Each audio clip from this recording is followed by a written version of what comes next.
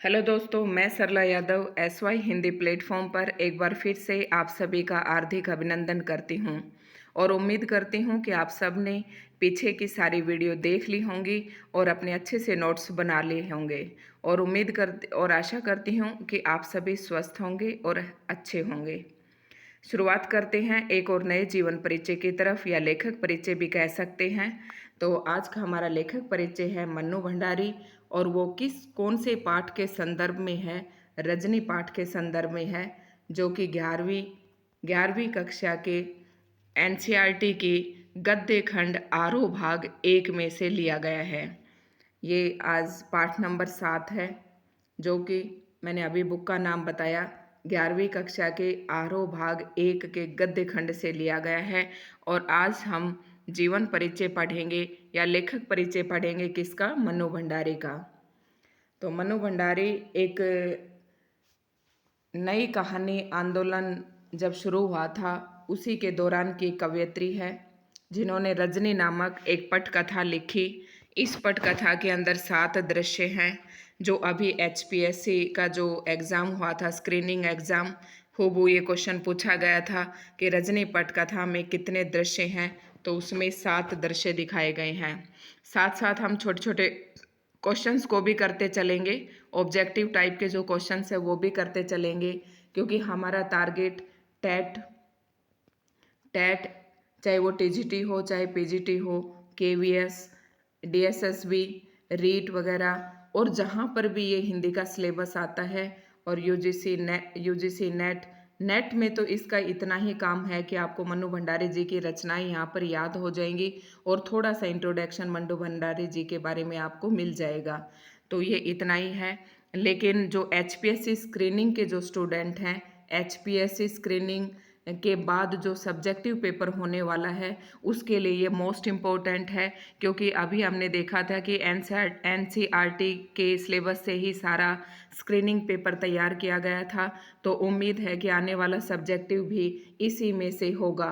और क्यों ना होगा, क्योंकि अगर हम अपने सिलेबस की बात करें तो उसमें व्याकरण है आपका, और 11th और 12th क्लास का जो सिलेबस दिया हुआ है, और अव्यक्ति और माध्यम आपका। तो अगर इन और लिटरेचर अगर 4 पार्ट्स को कर ले तो 3 पार्ट में एनसीईआरटी है, तो क्यों ना 80% आपका पेपर यहीं से बनने की संभावना है। तो सभी एचपीएससी वाले स्टूडेंट भी इसे ध्यान से देखते रहें, इग्नोर ना करें और अपने नोट्स बनाते चले जाएं। मुख्य मुख्य बातों को आप अपने कॉपी पर नोट डाउन कर सकते हैं। तो शुरू करते हैं मन्नू भंडारी। और ये 11वीं 12वीं के विद्यार्थियों के लिए भी बहुत ही इम्पोर्टेंट है, क्योंकि एक 5 नंबर का जीवन परिचय आपका लिखने के लिए आता है इसी गद्य खंड में से। काव्य खंड का नहीं आता है, गद्य खंड का ही आता है। तो उन स्टूडेंट्स के लिए भी ये इम्पोर्टेंट है। शुरुआत करते हैं हम लेखक परिचय की और पढ़ लेते हैं। सबसे पहले ऊपर जो 2 लाइनें दी गई हैं, लोकप्रियता कभी भी रचना का मानक नहीं बन सकती। असली मानक तो होता है रचनाकार का दायित्व बोध, उसके सरोकार, उसकी जीवन दृष्टि। तो ये जो 2 पंक्तियां हैं, ये यथार्थ ऐसे के ऐसे हूबहू आपको याद कर लेनी है अगर कोई करना चाहे तो। और एस्टेट वाले इतना ध्यान रख ले कि ये पंक्तियां कहाँ से ली गई हैं और कौन से कवि की हैं। तो ये पंक्तियां हैं मन्नू भंडारी जी की, और कौन सी रचना में कही गई हैं? एक कहानी यह भी। तो इतना आपको क्लियर हो गया होगा। अब हम शुरुआत करते हैं अपने लेखक परिचय की और पढ़ते हैं मन्नू भंडारी जी का। मन्नू भंडारी जी का जो जन्म था 1931 भानपुरा मध्य प्रदेश में हुआ। कहाँ पर हुआ? भानपुरा नामक गांव में मध्य प्रदेश में हुआ, और 1931 में हुआ। प्रमुख रचनाओं की बात करते हैं। एक बार फिर से बता देती हूँ, अगर किसी स्टूडेंट्स ने, किसी भी विद्यार्थी ने हमारी पीछे की वीडियो नहीं देखी हैं तो वो देख ले, क्योंकि स्टार्टिंग की जो वीडियो थी उसमें मैंने बता रखा है कि एचपीएससी एस्पायरेंट को किस प्रकार से आपको ये अटेम्प्ट करना है। अगर लेखक परिचय आपके एग्ज़ाम में आता है तो आपको उसे पॉइंट से लिखना है। सबसे पहले आपको कवि परिचय लिखना है, फिर उसकी रचनाएं लिखनी है, हेडिंग डालकर बनाना है आपको, क्योंकि सब्जेक्टिव होगा, रिटन होगा, आपको लिखने हैं, शब्द लिखने हैं, रचनाएं। उसके बाद अगर कोई सम्मान इनको मिला है तो वो सम्मान डालने हैं आपको। फिर इनकी भाषा शैली आती है, भाषा शैली और फिर आती है इनकी साहित्यिक विशेषताएं। हर कवि की इस प्रकार से अगर आप 4-5 हेडिंग बनाकर क्वेश्चन को अटेम्प्ट करते हैं तो आपके अच्छे मार्क्स मिलने की संभावना है। और यदा कदा बातों को लिखने से अच्छा है कि आप तथ्य लिखें, तथ्यों के साथ उनका एक अच्छा एक्सप्लेनेशन भी दें, तो आपका इम्प्रेसिव होगा और भी ज़्यादा। तो अब बात कर लेते हैं इनकी प्रमुख रचनाओं की। प्रमुख रचनाएं हैं, मनु भंडारी जी की प्रमुख रचनाएं हैं एक प्लेट सैलाब, मैं हार गई, तीन निगाहों की एक तस्वीर, यही सच है, त्रिशंकु, आंखों देखा झूठ। तो ये क्या है, अब बताया था मैंने रचनाएं हेडिंग के अंदर भी, क्योंकि एक लेखक जो है या एक लेखिका जो है एक ही प्रकार की रचनाएं नहीं लिखती, वह कुछ कहानी भी लिखती है, कुछ उपन्यास भी होती हैं, किसी के नाटक भी होते हैं और किसी किसी के तो सारी विधाएं ही रच डालते हैं। तो इस प्रकार से आप हेडिंग बना लोगे। तो मनु भंडारी जी की जब रचनाओं की बात करेंगे तो ये उनके कहानी संग्रह हैं। कौन कौन से कहानी संग्रह हैं मैं आपको ट्रिक से बता देती हूँ, शायद आपको थोड़ा बहुत तो समझ में आता ही होगा। ट्रिक आप अपनी खुद से भी बना सकते हैं, क्योंकि खुद की बनाई हुई ट्रिक कभी भूलते नहीं हैं और मेरी बताई हुई ट्रिक आपको याद करनी पड़ेगी। एक प्लेट सैलाब, मैं हार गई, तीन निगाहों की एक तस्वीर।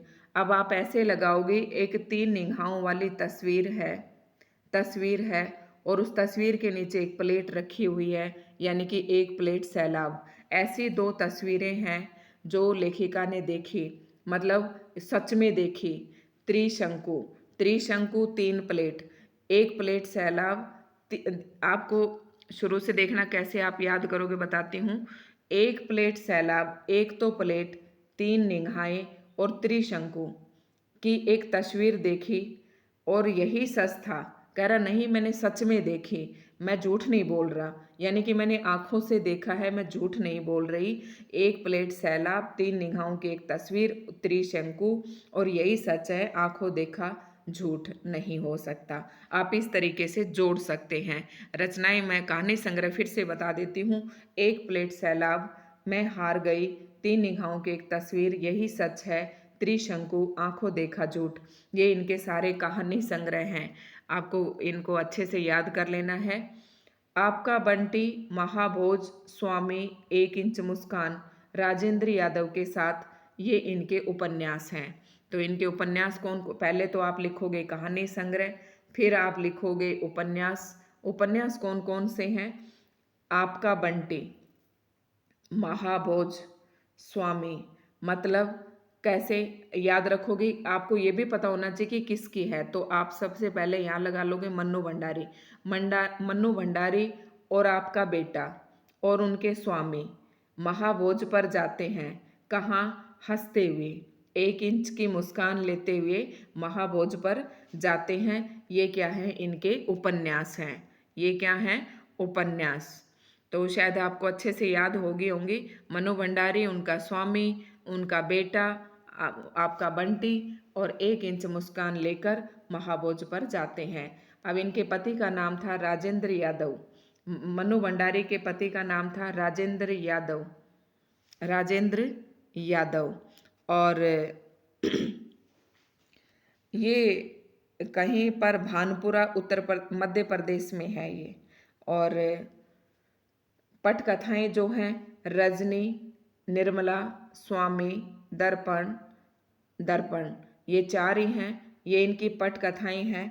पटकथाएं मैं आपको फिर से पटकथा का अर्थ बता देती हूँ। पटकथा का अर्थ क्या होता है, पटकथा का अर्थ है पट या स्क्रीन। पट या स्क्रीन, स्क्रीन पर जो आपको दिखाया जाता है, स्क्रीन पर जो दिखाया जाता है उसे फिल्म या स्क्रीन के लिए लिखी गई एक कहानी, इसे कहते हैं पटकथा। स्क्रीन के लिए लिखी गई एक कहानी, जो आप टीवी, रेडियो पर देखते हैं ना, टीवी पर देखते हैं सीरियल जिसे आप बोलते हो, ये सारी आपकी पटकथाएं ही होती हैं। तो कौन कौन सी, रजनी, निर्मला, स्वामी, दर्पण। और इनकी मृत्यु जो है, इनका निधन 2021 में हुआ। कहाँ पर हुआ था, 15 नवंबर 2021 को, 15 नवंबर 2021 को गुरुग्राम में इनकी मृत्यु हो जाती है। तो 2021 अभी गया है, कोई ज़्यादा दिन नहीं हुए हैं। अब देख लेते हैं आगे इनका सम्मान कौन कौन से मिले हैं। सम्मान की अगर हम बात करते हैं तो सम्मान है इनके हिंदी साहित्य सॉरी हिंदी अकादमी दिल्ली का शिखर सम्मान। हिंदी अकादमी, अकादमी तो किसकी, अब जब हिंदी की लेखिका है तो अकादमी भी किसकी होगी, हिंदी की होगी। हिंदी अकादमी दिल्ली का शिखर सम्मान, दिल्ली का शिखर सम्मान। बिहार सरकार, भारतीय भाषा परिषद कोलकाता, राजस्थान संगीत नाटक अकादमी और उत्तर प्रदेश हिंदी संस्थान द्वारा पुरस्कृत, ये इनको पुरस्कार मिले हैं। तो आगे देख लेते हैं। मनु भंडारी हिंदी कहानी में उस समय सक्रिय हुई जब नई कहानी आंदोलन अपने उठान पर था। ये मैं आपको जीवन परिचय शुरू करने से पहले ही बता चुकी हूँ कि मन्नू भंडारी जी जो थी हिंदी कहानी में उस समय मतलब इनका प्रादुर्भाव हुआ जब नई कहानी आंदोलन अपने का उठान था। नई कहानी आंदोलन छठा दशक यानी कि 1960 के आसपास की बात हो रही है में जो नया मोड़ आया उसमें मन्नू जी का विशेष योगदान रहा। उनकी कहानियों में कहीं पारिवारिक जीवन, कहीं नारी जीवन और कहीं समाज के विभिन्न वर्गों के जीवन की विसंगतियां विशेष आत्मीय अंदाज में अभिव्यक्त हुई है। तो अब यहाँ पर आपके 3 हेडिंग बन जाते हैं। अगर इनकी भाषा शैली की बात करें, भाषा शैली की बात करें तो इन्होंने जो भी समाज के अंदर देखा, परिवार या समाज या नारी से संबंधित जो भी विसंगतियां समाज में देखी, उनको आत्मीय अंदाज में अभिव्यक्त दी। आत्मीय अंदाज में जैसे अपनी खुद की भावनाएं व्यक्त की गई हों, जैसा कि जो समाज में किसी औरत के साथ घटित हो रहा है उसने ऐसा नहीं दर्शाया, ऐसा दर्शाया कहानी में जैसा कि मनु भंडारी जी के साथ ही ऐसा हुआ है। इस प्रकार के आत्मीय अंदाज में अभिव्यक्ति दी है। उन्होंने आक्रोश, व्यंग्य और संवेदना को मनोवैज्ञानिक रचनात्मक आधार दिया, वह चाहे कहानी हो, उपन्यास हो या फिर पटकथा ही क्यों ना हो। तो ये इनकी भाषा शैली थी। और भाषा शैली में जब आपको एक और बात बता देती हूँ, भाषा शैली क्या होती है कि कवि जो भाषा का प्रयोग कर रहा है अपनी रचनाओं में, देखो हर एक इंसान की एक अपनी शैली होती है, खाने पीने की शैली होती है, अपने पहनने ओढ़ने की शैली होती है। तो यहाँ पर साहित्यकार की क्या शैली होगी, एक लेखक की शैली क्या होगी, वो क्या लिखता है, खाता पीता तो वो एक अलग बात है, लेकिन यहाँ पर हम साहित्य की बात कर रहे हैं, भाषा की बात कर रहे हैं। तो उनकी भाषा की शैली क्या होगी कि उनके जो शब्द हैं इनमें क्या क्या लेते हैं हम शब्द, इनके वाक्य, इनका विषय और विषय ये लेते हैं हम। और शब्दों के अंदर आ जाता है कि शब्द उन्होंने तत्सम लिए हैं, तद्भव लिए हैं, अंग्रेजी के लिए हैं, किस प्रकार के शब्दों का प्रयोग अपनी रचनाओं में किया है। अब वाक्य पे आ जाते हैं कि वाक्य ज़्यादा क्लिष्ट हैं, सरल है, सहज है या किस प्रकार के वाक्यों का प्रयोग किया है। तो आपने रजनी पाठ पढ़ा है, आपने देखा होगा कि इसमें संवादात्मक शैली का प्रयोग किया गया है। संवादात्मक शैली ये होती है कि आपस में बातचीत करना, कि एक बात उसने कही, फिर दूसरे ने कही, फिर तीसरे ने कही। जैसे इसमें अगर पात्र, जिसमें पात्र होते हैं और पात्रों के माध्यम से जो कथा वस्तु आगे बढ़ती है उसे ही हम संवाद शैली कहते हैं, उसे ही हम संवाद शैली कहते हैं। अब यहाँ पर संवाद होता है कई लोगों के बीच में, बात आती है इसमें लीला, लीला जो कि अमित की माँ है, अमित की माँ है, और रजनी जो इसकी पड़ोस की आंटी है। तो इनके अमित का रिजल्ट आता है। ये कहानी तो आपको किसी और आपको वीडियो में बताएंगे क्योंकि कहानी लंबी हो जाती है।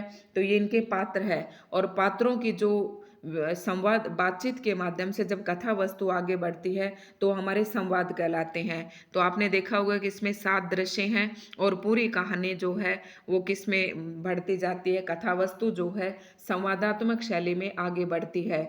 तो इनकी भाषा शैली थी सारी, ये आप यहाँ से नोट डाउन कर लेंगे। और अगर इनकी साहित्यिक विशेषताओं की बात करूँ मैं यहीं पर, साहित्यिक विशेषताओं के अंदर क्या डालोगे, ज़्यादातर इनके टॉपिक नहीं रहे हैं जैसे कि कहें कि राष्ट्रीय भावना, प्रकृति प्रेम, इस तरह के तो इनमें नहीं है, साहित्यिक विशेषताएं देखने को नहीं मिलती हैं। लेकिन हाँ, एक और है, यहाँ पर इस लाइन में साफ साफ लिखा है, उनकी कहानियों में कहीं पारिवारिक जीवन पर प्रकाश डाला है कि आजकल परिवार का किस तरह से विघटन होता जा रहा है, किस प्रकार से संयुक्त परिवार टूटते जा रहे हैं।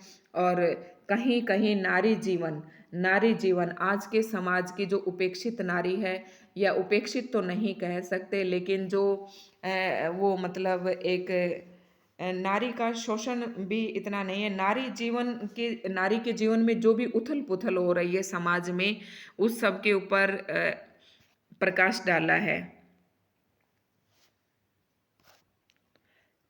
साहित्यिक विशेषताओं में क्या डालेंगे? कहीं पारिवारिक जीवन, कहीं नारी जीवन। तो नारी के बारे में मैं बता रही थी, नारी आज के समाज की जो कुंठित नारी है, जो अपने आप को कुंठित समझती है, कुंठित, निराशा, इस तरह की बातों पर इन्होंने प्रकाश डाला है। कहीं समाज के विभिन्न वर्गों के जीवन की विसंगतियां, कहीं समाज के विभिन्न वर्ग, आपको पता है समाज के विभिन्न वर्ग, आप अमीर और गरीब से ले सकते हो। इस प्रकार से जो हमारा समाज बटा हुआ है, इनकी विसंगतियां, किस प्रकार से गरीब लोगों का शोषण होता जाता है, ये है। तो इनकी साहित्यिक विशेषताओं में आ जाएगा उनका पारिवारिक, इनकी कहानियों में कहीं पारिवारिक जीवन, कहीं नारी जीवन, और कहीं समाज में विभिन्न वर्गों के जीवन की विसंगतियां विशेष आत्मीय अंदाज में अभिव्यक्त हुई हैं। तो ये इनकी साहित्यिक विशेषताओं के अंतर्गत आ जाएगा। भाषा शैली का मैंने आपको अच्छे से समझा दिया है। तो भाषा में इन इन बातों का ध्यान रखना है जो मैंने आपको अभी बताई हैं। यहाँ आप मन्नू जी द्वारा लिखित एक पट कथा पढ़ने जा रहे हैं। अब हम रजनी पाठ के संदर्भ में मनु भंडारी जी का लेखक परिचय पढ़ रहे हैं, तो आपको थोड़ा सा इस पाठ के बारे में भी हेडिंग के बनाकर बताना पड़ेगा। पट कथा यानी पट या स्क्रीन के लिए लिखी गई वह कथा रजत पट किसको कहते हैं? फिल्म का स्क्रीन के लिए भी हो सकती है और टेलीविजन के लिए भी हो सकती है। मूल बात यह है कि जिस तरह मंच पर खेलने के लिए नाटक लिखे जाते हैं, उसी तरह कैमरे से फिल्माए जाने के लिए पटकथाएं लिखी जाती हैं। आप देखते हैं सारी जो घरेलू औरतें हैं, सारा दिन अधिकतर समय उनका सीरियल देखने में ही व्यतीत होता है। तो ये सारी हमारी पटकथाएं ही हैं जो, तो इन्होंने पटकथाएं लिखी, कई सारी पटकथाएं थी, वो मैंने आपको बताई। दर्पण, स्वामी, निर्मला और रजनी, ये इनकी पटकथाएं हैं। कोई लेखक किसी भी दूसरी विधा में लेखन करके उतने लोगों तक अपनी बात नहीं पहुंचा सकता जितना कि पटकथा लेखन द्वारा। अब देखो, जैसे हम अन्य साहित्यिक विशेषताओं में ये भी डाल सकते हो पटकथा लेखन। नंबर 1 मैंने बताया था पारिवारिक जीवन, दूसरा क्या था? नारी चित्रण, तीसरा क्या था? नारी जीवन, तीसरा क्या लिखोगे आप? पटकथा लेखन। यानी कि इन्होंने नारी के बारे में लिखा, पारिवारिक विघटन के बारे में लिखा, और फिर क्या लिखा इन्होंने? बहुत सारी मात्रा में कई सारी रचनाएं इन्होंने पटकथा की जो पटकथा लेखन किया। फिर आप पटकथाओं के नाम लिख देंगे। और इन्होंने यहाँ पर यह भी कहा है कि समाज तक अगर हमें कोई संदेश पहुँचाना है तो शायद कोई लेखक किसी दूसरी विधा के माध्यम से इतना नहीं पहुँचा सकता जितना कि आप पटकथा द्वारा, क्योंकि सीरियल या कोई धारावाहिक अगर हम टीवी पर देखते हैं तो उसकी छाप हमारे दृष्टि पटल पर एक काफ़ी लंबे समय तक छप जाती है, तो वो ज़्यादा असर करती है। क्योंकि पटकथा शूट होने के बाद धारावाहिक या फिल्मों के रूप में लाखों करोड़ों दर्शकों तक पहुंच जाती है। इस लोकप्रियता के चलते ही पटकथा लेखन की ओर लेखकों का भी पर्याप्त रुझान है और पत्र पत्रिकाओं तथा पुस्तकों में भी पटकथाएं छपने लगी हैं। प्रमुख पाठ में रजनी धारावाहिक की एक कड़ी दी जा रही है। ये शायद आपको समझ में आ गया होगा, ज़्यादा इसमें कुछ समझाने का नहीं है जो मैं आपको समझाऊं। रजनी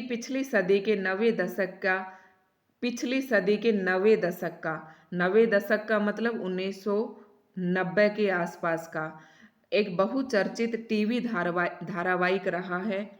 यह उस समय का था जब हम लोग और बुनियाद जैसे सोप ओपेरा दूरदर्शन का भविष्य गढ़ रहे थे। अब यहाँ पर एक शब्द नया आता है, सोप ओपेरा। सोप मीन्स तो साबुन होती है, और ओपेरा क्या होता है? ओपेरा होता है गीति नाटक, एक लंबे समय तक चलने वाला एक, ओपेरा का मतलब बता देती हूँ, एक लंबे समय तक टीवी या टेलीविज़न या रेडियो पर चलने वाला धारावाहिक। टीवी या टेलीविज़न मतलब टीवी या रेडियो पर चलने वाला एक धारावाहिक होता है जो लंबे समय तक चलता है। जैसे कि आप देखते हो 12 से 2 बजे के बीच, और शाम को भी आप देखना शुरू कर दे, जो शाम को आते हैं वही दिन में भी रिपीट होते रहते हैं। ये सारे आपके किस में आ जाते हैं, सोप ओपेरा। तो रजनी नामक जो धारावाहिक था, जो बहुचर्चित धारावाहिक था, वो कब लिखा गया था? ये उस समय लिखा गया था जब दूरदर्शन पर ये दो और धारावाहिक मुख्य तौर पर चले हुए थे, हम लोग और बुनियाद। और हम भी बहुत देखते थे डीडी नेशनल पर पुराने टाइम में।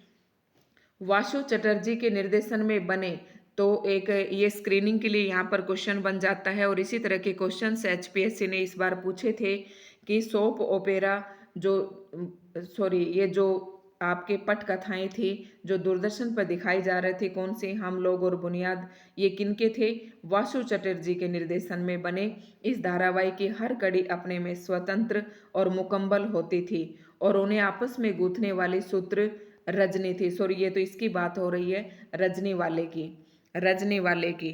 तो रजनी वाले का जो पटकथा है, इसका कौन था इसका निर्देशन? वासु चटर्जी। रजनी पटकथा का निर्देशन किसने किया? वासु चटर्जी ने।